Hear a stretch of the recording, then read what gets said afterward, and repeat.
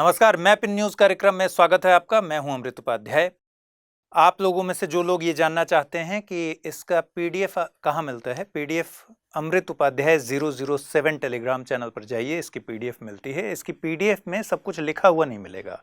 आप एपिसोड देख लेंगे, उसके पीडीएफ पर आप मार्क कर सकते हैं, अपने तरह से बना सकते हैं। ठीक है। दूसरी बात, आज मैं शुरुआत में आप लोग के कुछ कमेंट्स पढ़ना चाहता हूं। आइए पहले कमेंट्स पढ़ लेते हैं। ये पिछला एपिसोड है और पिछले एपिसोड में बहुत सारे कमेंट्स आए हुए हैं। देखिए, जब आप इस तरह से मुझे बताते हैं between Black Sea and Caspian Sea, मैंने क्वेश्चन पूछा, आपने जवाब दिया। पूजा श्रीवास्तव का जवाब है। सर्वेश मिश्रा कह रहे हैं most loved classes, thank you very much. Best teacher of mapping, ये मेरे लिए एक ऑनर है। ड्रक्यूल मैंने पूछा था भूटान के बारे में बेसिकली, कि ड्रक्यूल किस देश को कहते हैं, तो प्रतिभा ने लिखा है, प्रतिभा जायसवाल ने, कि भूटान को कहते हैं। बहुत सही, ठीक है। इसी तरीके से कुंदन ने लिखा है ऑप्शन सी होगा सर। अनूप सोनी लिख रहे हैं बेस्ट वीडियो सर। अनुराग ने एक कदम आगे बढ़ के मुझे सजेस्ट किया है कि आप अपना एक एटलस लॉन्च कर दीजिए, क्योंकि जो मैप एटलस का है उसमें बहुत कुछ नहीं मिलता है, इसीलिए मैं ये क्लासेस ले रहा हूँ, क्योंकि एटलस में बहुत सारी जानकारियाँ नहीं होती हैं। ठीक है। Mannat Chaudhary option C is right. Anjum, आपकी क्लास बहुत अच्छी होती है, शुक्रिया। पीयूष, ब्लैक सी और कैस्पियन सी के बीच में कॉकसस है, बहुत बढ़िया। ड्रक्यूल भूटान को कहते हैं, पीयूष बता रहे हैं। तो ये मैसेजेस मेरे लिए बड़ी इंपॉर्टेंट है। मैं आजकल आपके सारे मैसेजेस पढ़ता हूँ। Sir you are very good, thank you very much. We are getting a lot of information from which we have never had before, thanks sir.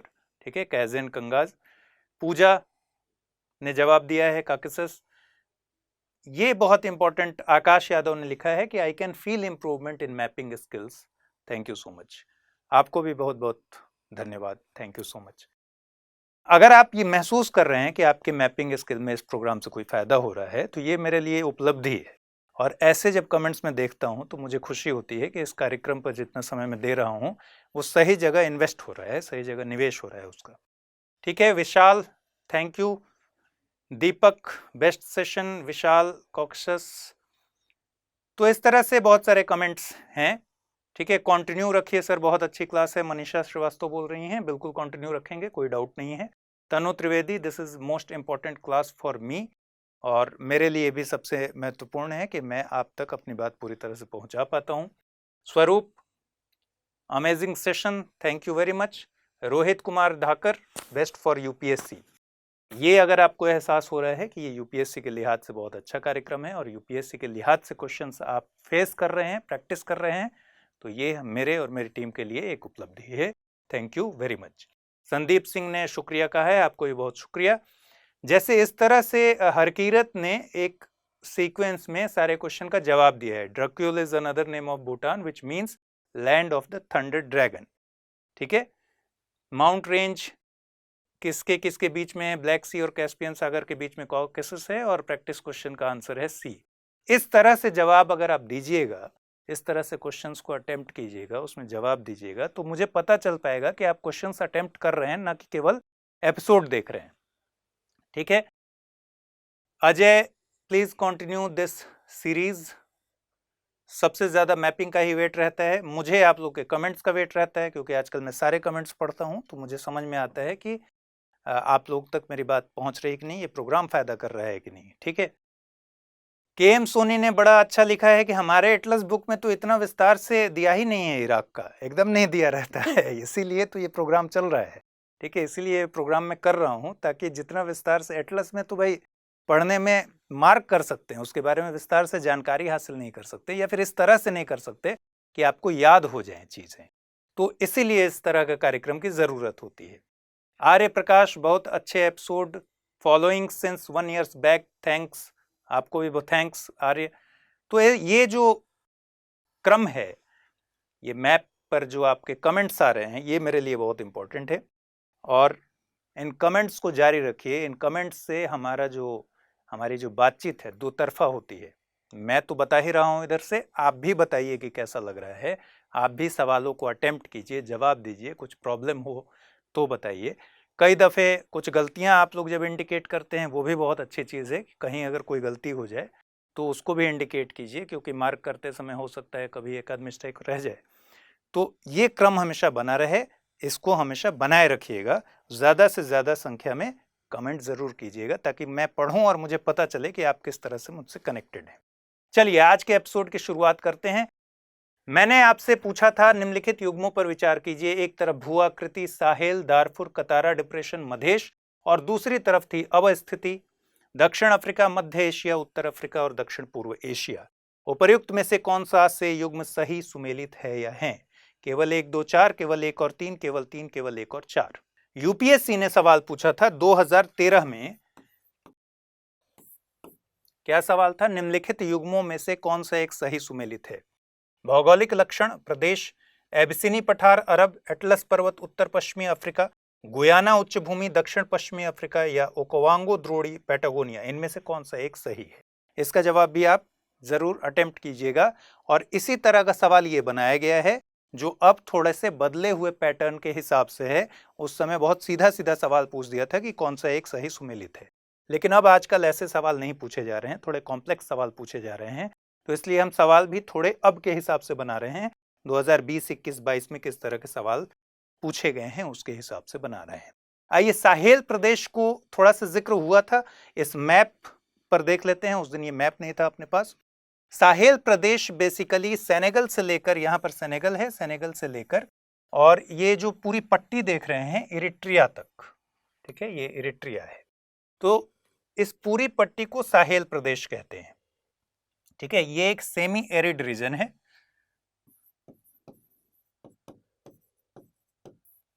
ठीक है, सेमी एरिड रीजन है। और इसमें उत्तर में क्या है? सहारा मरुस्थल,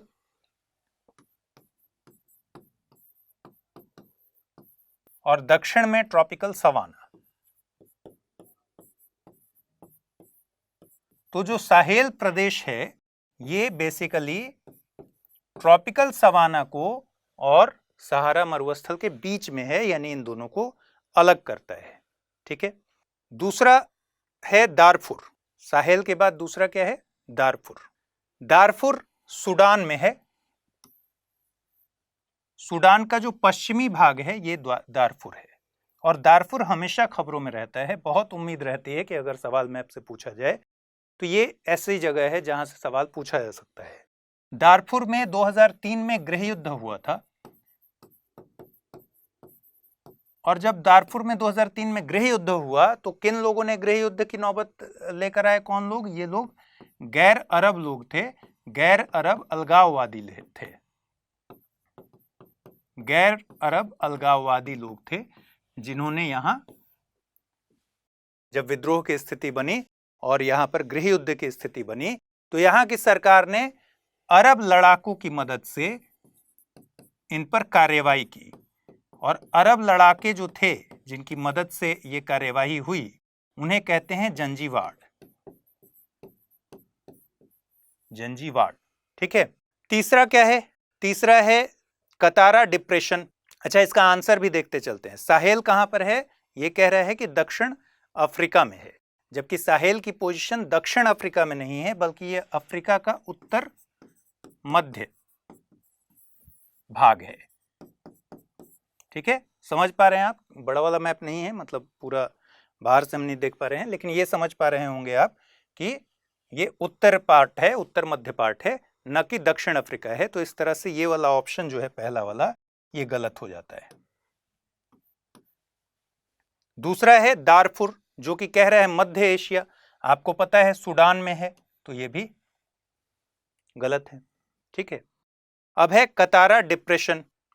देखिए कतारा डिप्रेशन जो है वो बेसिकली मिस्र में है। यहां पर इस तरह के गर्तों का निर्माण हुआ है विंड इरोजन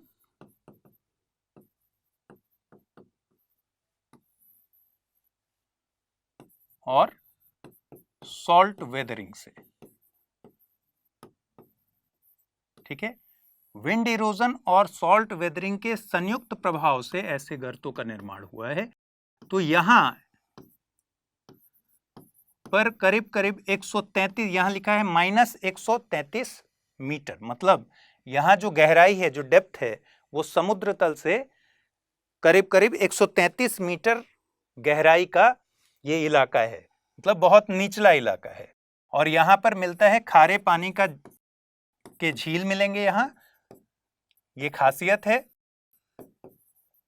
और दलदली भूमि मिलती है। ठीक है, और इसका पोजीशन कतारा डिप्रेशन का पोजीशन क्या है? कतारा डिप्रेशन का पोजीशन है, ये कतारा है। और आप समझ पा रहे होंगे, हमने कई बार पढ़ा है सूडान को और इजिप्ट को, तो ये वाला जो इलाका है ये इजिप्ट का इलाका है, यानी मिस्र में है ये। ठीक है, ऑप्शन क्या कह रहा है? ऑप्शन कह रहा है उत्तर अफ्रीका। तो ये बिल्कुल ठीक है, क्योंकि ये अफ्रीका का उत्तरी हिस्सा है। ठीक, अब आइए मधेश। मधेश का ऑप्शन है दक्षिण पूर्व एशिया। मधेश आप जानते हैं, नेपाल में मधेशी समुदाय के लोग रहते हैं और ये दक्षिण में है, मतलब नेपाल का ये दक्षिणी हिस्सा है जहां मधेशी समुदाय के लोग रहते हैं। मधेश प्रदेश है ये, और इसके बारे में आप ठीक से वाकिफ हैं। लेकिन ये दक्षिण पूर्व एशिया नहीं हुआ। क्यों नहीं हुआ? कि नेपाल के लोकेशन को अगर आप समझते हैं तो ये दक्षिण एशिया हुआ, न कि दक्षिण पूर्व एशिया हुआ। ठीक है, तो अब सही उत्तर निकाल लीजिए। दक्षिण पूर्व एशिया ना होकर दक्षिण एशिया है, इसलिए ये भी गलत है। तो सही उत्तर क्या है? फिर सही उत्तर है केवल 3, ऑप्शन बी। ठीक है, चलिए अगला क्वेश्चन देख लेते हैं। अगला क्वेश्चन क्या कह रहे हैं? पहले तो खबर देख लें क्या है। खबर है कि पिछले दिनों अटलांटिक महासागर में एक हरिकेन आया इयान। इसके चलते क्यूबा और अमेरिका का दक्षिण पूर्वी हिस्सा खूब तबाह हुआ। ये पूरा देख रहे हैं आप तस्वीर में। अटलांटिक महासागर में उष्णकटिबंधीय चक्रवातों को क्या कहते हैं? हरिकेन कहते हैं। एक एपिसोड में मैंने आपसे पूछा भी था, आप में से बहुत सारे लोगों ने जवाब भी दिया था कि उष्णकटिबंधीय चक्रवातों को अलग अलग जगहों पर क्या कहते हैं। ठीक है, तो अटलांटिक में क्या कहते हैं? इसको हरिकेन कहते हैं। सवाल यह है कि यह क्षेत्र भू आकृतिक और सामरिक दृष्टि से यूएसए यानी अमेरिका के लिए काफी महत्वपूर्ण है। यह अपलेशियन पर्वतीय प्रदेश के दक्षिण में है और आंशिक रूप से कैरेबियन आइलैंड बायोडायवर्सिटी हॉटस्पॉट का हिस्सा भी है। इसकी भू आकृतिक विशेषता इतनी अधिक है कि अगर यह अनुपस्थित हो जाए तो उत्तरी अटलांटिक महासागरीय जलधाराओं के पश्चिमी भाग का पैटर्न बाधित हो जाएगा। कहाँ का? उत्तरी अटलांटिक महासागरीय जलधाराओं के पश्चिमी भाग का। ठीक है, नासा के जॉन एफ कैनेडी अंतरिक्ष सेंटर, जब पीडीएफ मिलेगा तो उसमें लिख लीजिएगा, यहां सेंटर छूट गया है। नासा के जॉन एफ कैनेडी अंतरिक्ष केंद्र का अवस्थित होना इसके सामरिक महत्व को बताता है। यह क्षेत्र है कैलिफोर्निया प्रायद्वीप, अलास्का प्रायद्वीप, फ्लोरिडा प्रायद्वीप या फिर रॉकीज पर्वत श्रृंखला। देखिए ऐसे क्वेश्चंस, बहुत जो लंबे क्वेश्चंस होते हैं उसमें जवाब भी उस क्वेश्चन के भीतर ही होता है, इसमें अलग से कुछ याद करने की जरूरत नहीं होती है। एक आध इंफॉर्मेशन भी आपको क्लिक करता है तो ऐसे क्वेश्चन बन जाते हैं। जैसे मान लीजिए यहां आपको यही याद है कि जॉन एफ कैनेडी सेंटर कहां पर है नासा का। कई बार आपने खबर पढ़ी होंगी कि फला जगह के जॉन एफ कैनेडी या कैनेडी अंतरिक्ष स्पेस सेंटर से ये काम हुआ। तो एक तो बहुत आसान तरीका है ये। दूसरा, इसमें कहीं ना कहीं आपको ऐसा एक हिंट छिपा हुआ है जो आपको याद आ जाएगा। जैसे अपलेशियन पर्वत की अगर कंडीशन को आप समझ रहे हैं तो समझ जाएंगे कि किसके बारे में बात हो रही है। या फिर करंट्स के बारे में अगर आप जानते हैं, महासागरीय जलधाराओं के बारे में जानते हैं, और ये कह रहा है कि अटलांटिक महासागरीय धारा के पश्चिमी भाग का पैटर्न गड़बड़ हो जाएगा, तो भी आप अंदाजा लगा सकते हैं इससे इस क्वेश्चन का आंसर। चलिए देख लेते हैं।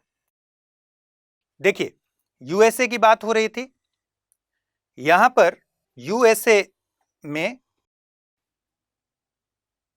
यहां ये जो पेनिनसुला है, इस पेनिनसुला का नाम है फ्लोरिडा पेनिनसुला। ठीक है,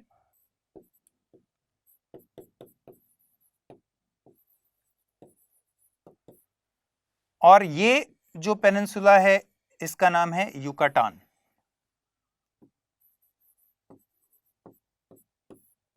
युकाटान प्रायद्वीप है और ये फ्लोरिडा प्रायद्वीप है। तो जब आप इसको देखेंगे तो ये इस तरीके से घिर जाता है, समझ रहे हैं? इसी वजह से यहां गल्फ ऑफ मैक्सिको का निर्माण हुआ है, गल्फ ऑफ मैक्सिको का निर्माण हुआ है।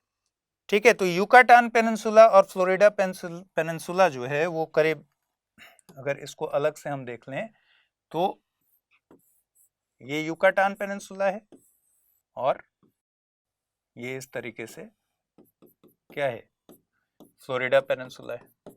तो एक तरीके से बंद घेरा बन जाता है युकाटान और पेनिनसुला के बीच में, और यहीं इस बीच में निर्माण होता है मैक्सिको की खाड़ी का, गल्फ ऑफ मैक्सिको का। ठीक, पहली बात। दूसरी बात यहां आप देख रहे हैं कि नॉर्थ इक्वेटोरियल करंट का फ्लो हो रहा है।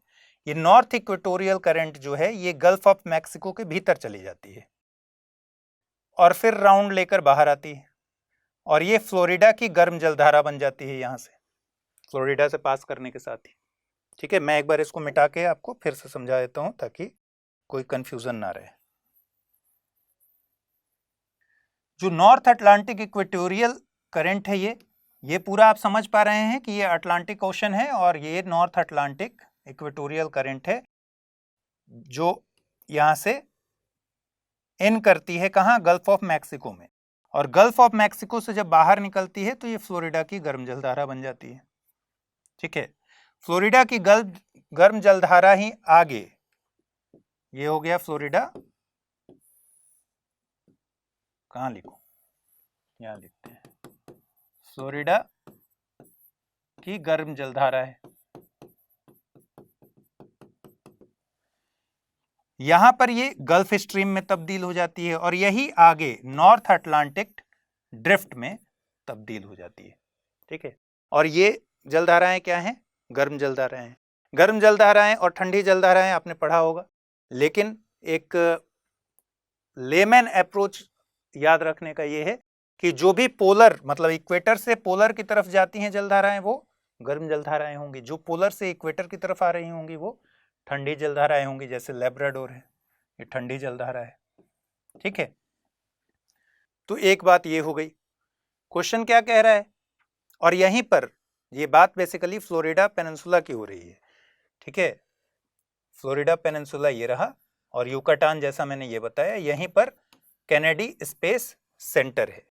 तो क्वेश्चन पर जब आप आएंगे तो आपको सीधे सीधे यहां दिख जाएगा कि इसकी भू आकृतिक विशेषता इतनी अधिक है कि अगर यह अनुपस्थित हो जाए तो इसका पैटर्न चेंज हो जाएगा, पश्चिमी भाग का बाधित हो जाएगा। कैनेडी अंतरिक्ष सेंटर यहाँ है, यूएसए के लिए सामरिक दृष्टि से कितना महत्वपूर्ण है आप समझ पा रहे हैं। ठीक है, और कैरेबियन आइलैंड बायोडाइवर्सिटी हॉटस्पॉट का हिस्सा है। ठीक है, ये गल्फ ऑफ मैक्सिको है और यहाँ पर है कैरेबियन सी। करंट वाले में आप देख रहे होंगे यहां से कैरेबियन करंट भी फ्लो हो रहा है, ब्रांचेस का। ठीक है, तो यहां गल्फ ऑफ मैक्सिको है और यहां क्या है, ये कैरेबियन सी है।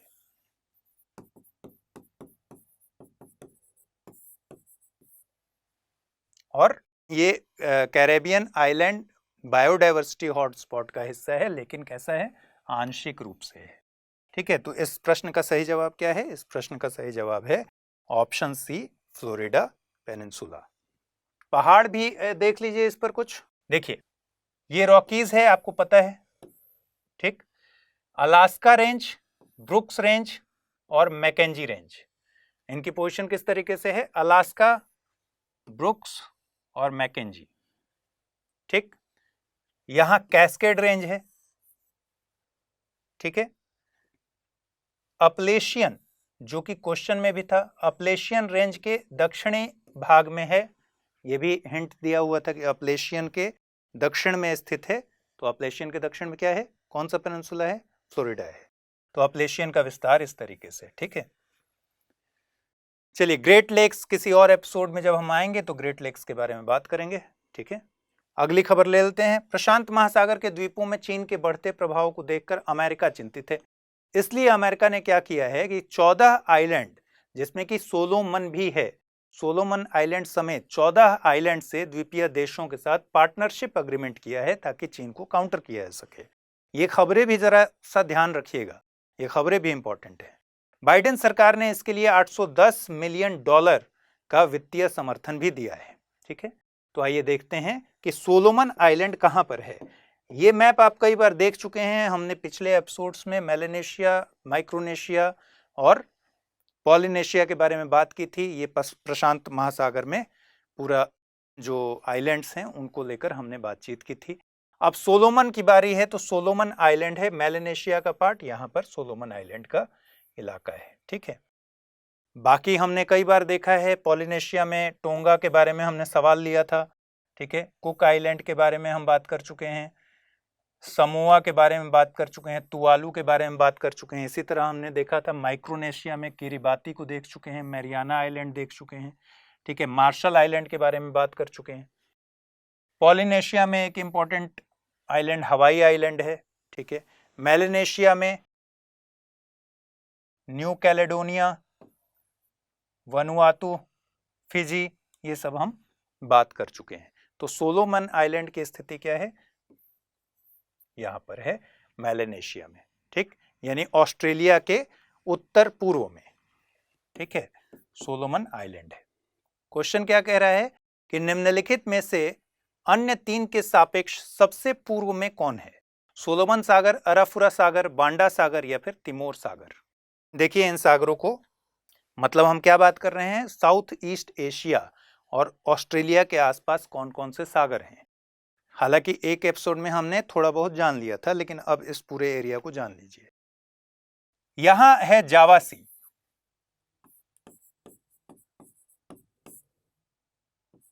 ये बोर्नियो है, बोर्नियो के पूर्व में है सिलेबस सी।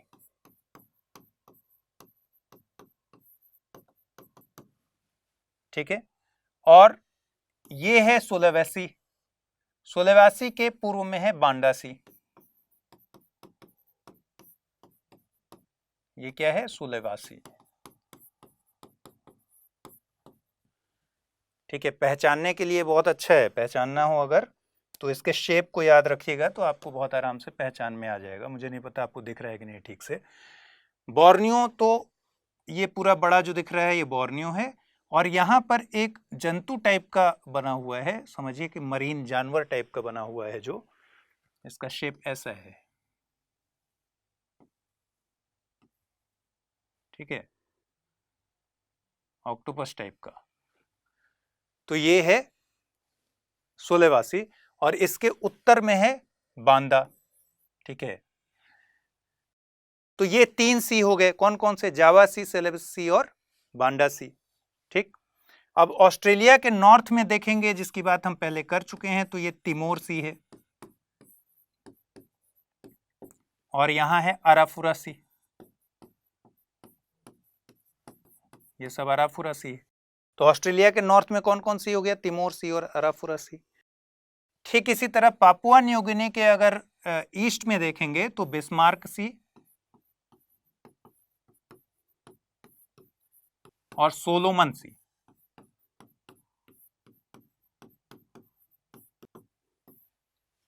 ठीक है, और हमने आइलैंड की स्थिति कहां पर देखी थी, ये न्यू गिनी है और ये है सोलोमन आइलैंड। ठीक, यहां भी देखिए ये न्यू गिनी है और इसके बीच में कौन सा सी है, सोलोमन सी है। तो सोलोमन सी की स्थिति कहां है, पापुआ न्यू गिनी में, बिस्मार्क सी इसके पूर्व में है और सोलोमन सी इसके पूर्व में है। फिर ऑस्ट्रेलिया के पूर्व में देखेंगे तो कोरल सी है, और ऑस्ट्रेलिया के अगर दक्षिण में देखेंगे तो ग्रेट ऑस्ट्रेलियन बाइट है।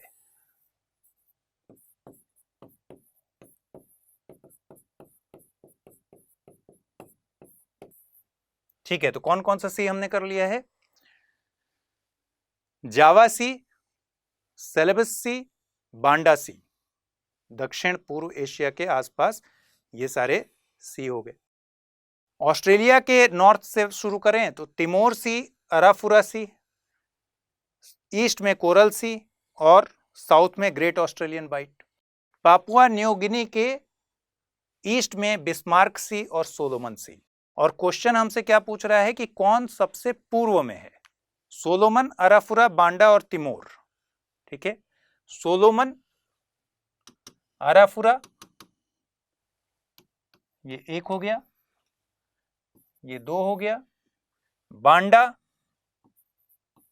और तिमोर। तो बहुत स्पष्ट है कौन सबसे पूर्व में है, सबसे पूर्व में है सोलोमन सी। ऐसे सवाल भी बन सकते हैं, इसलिए इस जब मैप मिलेगा या अपने मैप पर इसको मार्क कर लीजिएगा, नंबरिंग बना के मार्क कर लीजिएगा, तो आपको ध्यान पर रहेगा कि कहां कौन सा सी है। ठीक है, तो इस प्रश्न का सही जवाब क्या है? प्रश्न का सही जवाब है सोलोमन सागर। ठीक है, ऑप्शन ए इसका सही जवाब है। पिछले दिनों बांधवगढ़ टाइगर रिजर्व में भारतीय सर्वेक्षण विभाग ने एक सर्वे किया। सर्वे के दौरान यहां 26 बौद्ध गुफाएं मिली हैं, और इस बात से समझिए कि ये कितने इंपॉर्टेंट खबर है। बांधवगढ़ टाइगर रिजर्व में भारतीय सर्वेक्षण विभाग ने सर्वे के दौरान क्या पाया? 26 बौद्ध गुफाएं पाई हैं, इसलिए एग्जाम के लिहाज से इंपॉर्टेंट है। इसके साथ ही बौद्ध धर्म के महायान संप्रदाय से जुड़े कुछ अवशेष भी यहाँ मिले हैं, और तस्वीरें आप देखिए, यही गुफाएं हैं जो वहां पाई गई हैं। ठीक है, अब देखिए बांधवगढ़ कहां पर पड़ता है, इस बात को भी समझ लेते हैं, और बाकी बांधवगढ़ से जुड़ी कुछ हम इंपॉर्टेंट बातें और समझ लेते हैं। देखिए बांधवगढ़ सतपुड़ा रेंज का जो विस्तार है, सतपुड़ा हिल्स का जो विस्तार है, वो बांधवगढ़ तक है। ठीक है, ये सारा मतलब किस रेंज के, किस हिल के रेंज में आता है? ये बांधवगढ़ सतपुड़ा के। ठीक है, और बांधवगढ़ किस एरिया में है? ये एमपी का मैप है, एमपी का मतलब पूर्वी मध्य प्रदेश में। अब एक नजर डालिए, 6 टाइगर रिजर्व हैं पूरे मध्य प्रदेश में। उन 6 टाइगर रिजर्व्स की जब पोजीशन देखेंगे तो आप देखेंगे कि पूर्व साइड में ही और मध्य में ये सारे टाइगर रिजर्व्स हैं, जिसमें 4 लाइन से आपको दिख रहे हैं। एक और है 5वां, बताता हूं मैं। जैसे पन्ना दिख रहा है आपको, पन्ना टाइगर रिजर्व। ठीक है, बांधवगढ़ की पोजीशन ये है, पन्ना, बांधवगढ़। यहां पर है संजय डुगरी, संजय डुगरी। ठीक है, ये है कान्हा, कान्हा टाइगर रिजर्व। यहां है पेंच, पेंच टाइगर रिजर्व, और यहां है सतपुड़ा। ठीक है, तो दक्षिण से लेकर दक्षिण पूर्व और पूर्व में ये पूरा क्या है, सारे टाइगर रिजर्व्स आपको देखने में मिलेंगे। ऐसे याद रखने के लिहाज से आपको याद रह जाएगा मैप पर कि सारी पोजीशंस इसी तरीके से हैं। कौन कौन से 6 टाइगर रिजर्व्स हैं? पन्ना, बांधवगढ़, संजय डुगरी, कान्हा, पेंच और सतपुड़ा, ये 6 टाइगर रिजर्व हैं। अब यहां क्या मिलता है, क्यों जाते हैं? बांधवगढ़ मैं भी गया था टाइगर देखने के लिए, और मुझे दिखा भी था, मैंने वीडियो भी डाला है अपने चैनल पर। मैंने अमृत उपाध्याय नाम से एक उस समय चैनल मेरे घर के लोग चला रहे थे, तो उस पर मैंने वीडियो डाला है। और टाइगर मैंने 2 ट्रिप में, एक ट्रिप हम लोग गए शाम में सफारी करने, कोई टाइगर नहीं मिला, बहुत मायूस होकर वापस लौट गए। सुबह सुबह हम फिर गए सफारी पर, और वहाँ जब गए तो वहाँ एक टाइग्रेस, एक मादा बाघ, ठीक है, बाघिन, और उसके 4 बच्चे एक साथ दिखे, तो मन खुश हो गया, और उसके वीडियोस अवेलेबल हैं, मैंने डाले हुए हैं। ठीक है, तो बांधवगढ़ जो टाइगर रिजर्व है, यहां पर रॉयल बंगाल टाइगर देखने को मिलता है, रॉयल बंगाल टाइगर। तो जब शाम में मैं गया था वहां पर सफारी से, तो टाइगर तो नहीं मिला, तो अन्य जीव मिलते गए। ठीक है, स्पॉटेड डियर मिला, चिंकारा देखने को मिला। ठीक है, तो वो सब देख के लेकिन मन नहीं भरा। असली तो भाई बांधवगढ़ जाने पर एक ही चीज का मन होता है कि टाइगर दिख जाए। तो आइए ये भी देख लेते हैं कि कौन कौन से जीव यहां मिलते हैं, और स्लोथ बेयर मिलेंगे, यहां चिंकारा मिलते हैं, एशियाई भेड़िया मिलता है, एशियाई भेड़िया। ठीक है, स्पॉटेड डियर,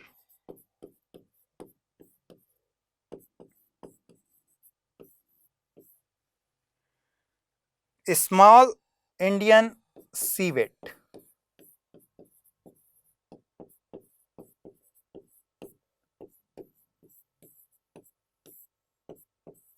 बंगाल फॉक्स,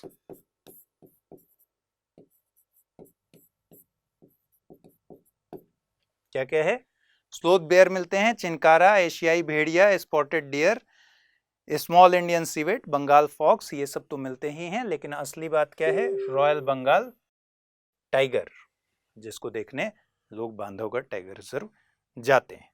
ठीक है, चलिए पूर्वी सतपुड़ा में क्वेश्चन ले लेते हैं। पूर्वी सतपुड़ा में अवस्थित यह बाघ रिजर्व उच्च बाघ घनत्व के साथ एंटीलोप्स में मौजूद विविधता के लिए प्रसिद्ध है। हिंदू धर्म के साथ यहां बौद्ध धर्म से जुड़े साक्ष्य भी मिलते हैं। ठीक है, सफेद बाघों के लिए प्रसिद्ध इस बाघ रिजर्व का नाम मध्य प्रदेश के प्रमुख किलों में से एक के नाम पर रखा गया है। माना जाता है कि यह किला भगवान राम ने अपने छोटे भाई लक्ष्मण को प्रदान किया था। नारद पंचरत्न और शिव संहिता पुराण में उक्त का उल्लेख भी मिलता है। यह टाइगर रिजर्व कौन सा है? थोड़ा सा टफ क्वेश्चन है। सतपुड़ा बाघ रिजर्व, पेंच बाघ रिजर्व, कान्हा बाघ रिजर्व या फिर बांधवगढ़ बाघ रिजर्व। देखिए इसमें मैंने सारी बातें बता दी थी। सफेद बाघ यहां मिलता है। किसकी बात हो रही है? ये बेसिकली बांधवगढ़ की बात हो रही है और किला बांधवगढ़ ही है। ठीक है, तो सफेद बाघों के लिए प्रसिद्ध है ये और विविधता के लिए प्रसिद्ध है, जैसा मैंने बताया। साथ ही यहाँ बौद्ध धर्म से मिले, आपने देख ही लिया कि बौद्ध धर्म से मिले गुफाएं, बौद्ध धर्म से जुड़े हुए गुफाएं मिल गई हैं और मध्य प्रदेश के प्रमुख किलों में से एक के नाम पर इसका नाम रखा गया है, बांधवगढ़। माना जाता है कि यह किला जो मान्यता है उसके हिसाब से, और किसके बारे में बात हो रही है? ये बात हो रही है बांधवगढ़ टाइगर रिजर्व के बारे में। ठीक है, तो ऑप्शन डी इसका सही जवाब है। ठीक है, national mission on clean Ganga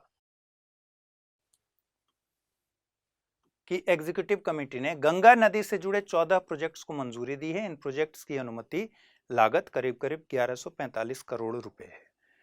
ठीक है, आइए गंगा के बारे में थोड़ा सा समझ लें, फिर मैं एक क्वेश्चन दूंगा आपको और उस क्वेश्चन का जवाब आप दीजिएगा।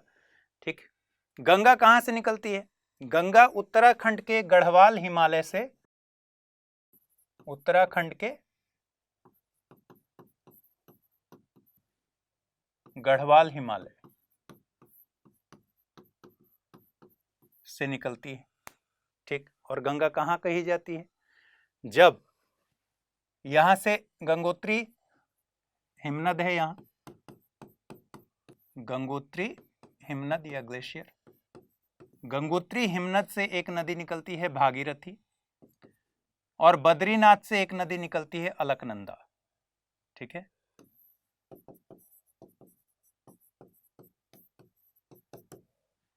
और यहां आकर मिल जाती है, इस जगह का नाम है देवप्रयाग। तो देवप्रयाग में जब ये दोनों मिल जाती हैं, भागीरथी और अलकनंदा, तब इसका नाम गंगा पड़ता है। ठीक, पहली बात। अब ये उत्तराखंड से इन करती है कहां? मैदानी भागों में, पहाड़ी भाग छोड़ देती है। उत्तराखंड से जब मैदानी भागों में आती है ऋषिकेश और हरिद्वार होते हुए, तो ये इन करती है उत्तर प्रदेश में। तो उत्तराखंड के बाद कहां गई? उत्तर प्रदेश। फिर इन करती है बिहार में, फिर इन करती है झारखंड में, और फिर इन करती है पश्चिम बंगाल में, और फिर कहां चली जाती है? बांग्लादेश।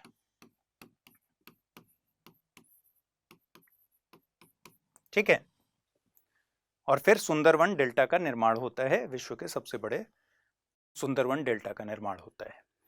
अब आप में से कई लोग ये सोच रहे होंगे कि झारखंड में कैसे बहती है, क्योंकि बहुत सारे लोग कंफ्यूज रहते हैं कि झारखंड में गंगा कहाँ है। देखिए, झारखंड के सारे जिलों को छोड़ दीजिए, सिर्फ एक जिले से गंगा लगती है। उसकी वजह क्या है? जब हम झारखंड का मैप दिमाग में सोचते हैं तो हमको हमेशा ध्यान आता है कि बिहार और बिहार के साउथ में झारखंड। तो जब अलग हो गया तो बिहार का साउथ हिस्सा झारखंड बन गया।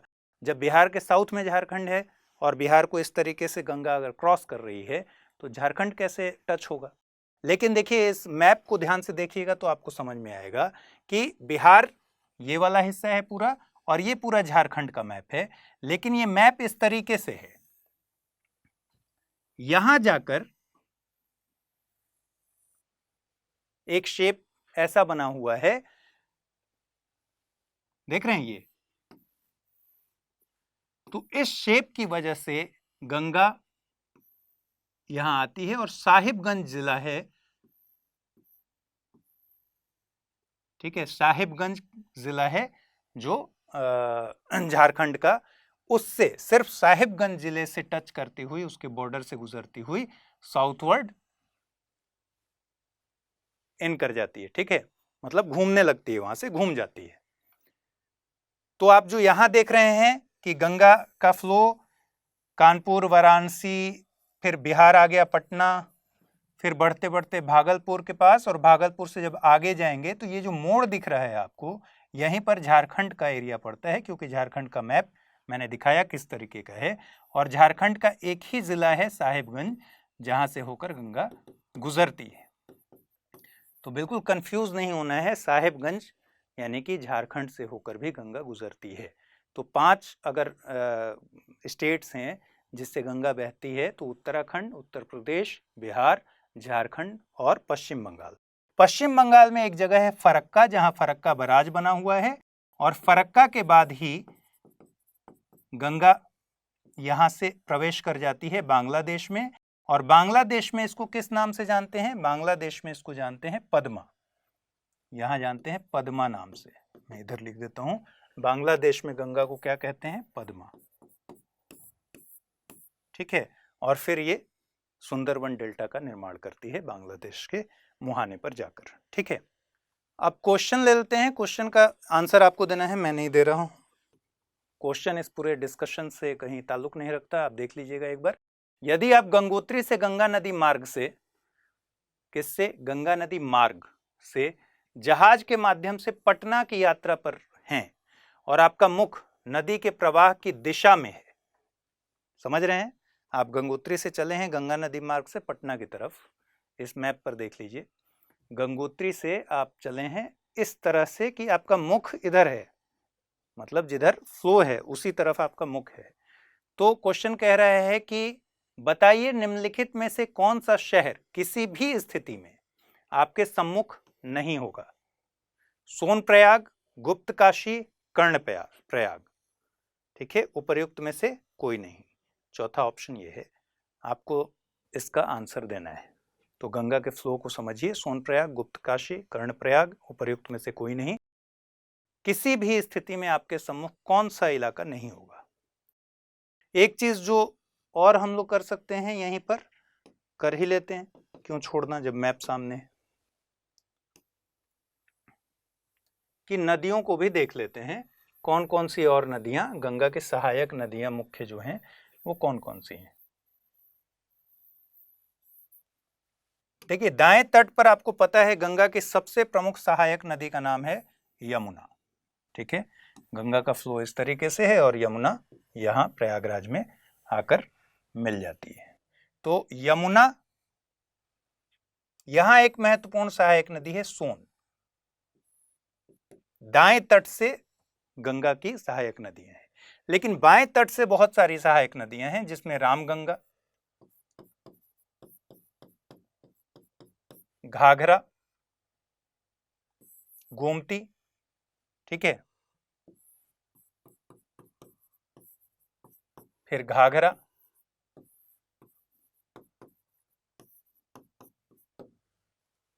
इसके बाद कोसी,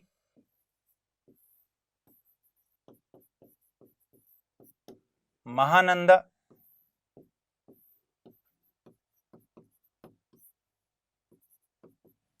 एक बीच में छूट गया है गंडक,